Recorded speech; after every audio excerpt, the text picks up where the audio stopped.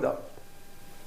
ಇವೆರಡೂ ಪ್ರತಿಭಟನೆ ಆಗಬಾರ್ದಾಗಿತ್ತಂದರೆ ಎರಡೂ ಕಡೆಯಿಂದ ಅಂಥ ದೊಡ್ಡ ವಿಷಯ ಏನಲ್ಲದು.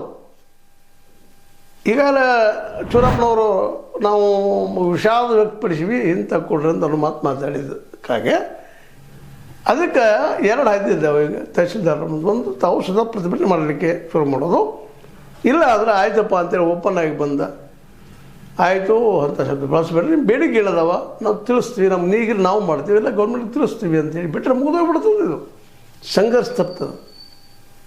ಅದಕ್ಕೆ ಎರಡೂ ಕಡೆಯ ರೈತರು ಪ್ಲಸ್ ನಮ್ಮ ತಹಸೀಲ್ದಾರರು ದೊಡ್ಡ ಮನಸ್ಸು ಮಾಡಬೇಕು, ಇದನ್ನು ಮಾಡಲೇಬೇಕಾದಂಥದ್ದು.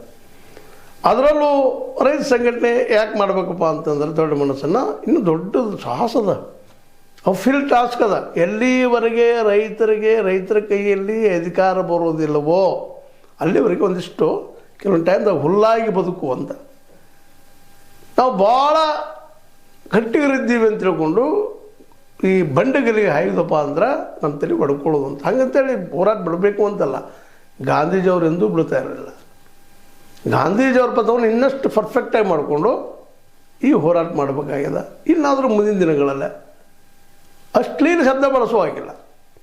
ನಿಮ್ಮ ಬೇಡಿಕೆಯನ್ನು ಇಡ್ರಿ, ಹೋರಾಟ ಮಾಡಿರಿ, ಅಶ್ಲೀಲ ಶಬ್ದ ಬಳಸಿ ನಿಮ್ಮ ಮೋಟಿವ್ ಏನದ ಸಾಧಿಸುತ್ತದೆ, ಏನಾದರೂ ಪಡ್ಕೊಳ್ಳೋದು ಸರ್ಕಾರದಿಂದ, ಆ ವಿಷಯದಲ್ಲಿ ಹೋದ್ರೆ ಭಾಳ ಒಳ್ಳೆಯದು.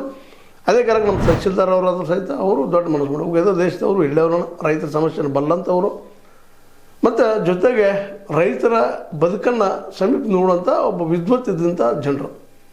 ಹೀಗಾಗಿ ಅವರಲ್ಲಿ ನಾವು ರಿಕ್ವೆಸ್ಟ್ ಮಾಡೋದೇನಪ್ಪ ಅಂದ್ರೆ ದೊಡ್ಡ ಇಶ್ಯೂ ಮಾಡಬೇಡ್ರಿ, ಹಿಂದೆ ತಗೊಂಡ್ಬಿಡ್ರಿ, ರೈತರ ಮೂಮೆಂಟನ್ನು ತಡಿ ಮಾಡ್ಲಿಕ್ಕೆ ಹೋಗ್ಬೇಡ್ರಿ.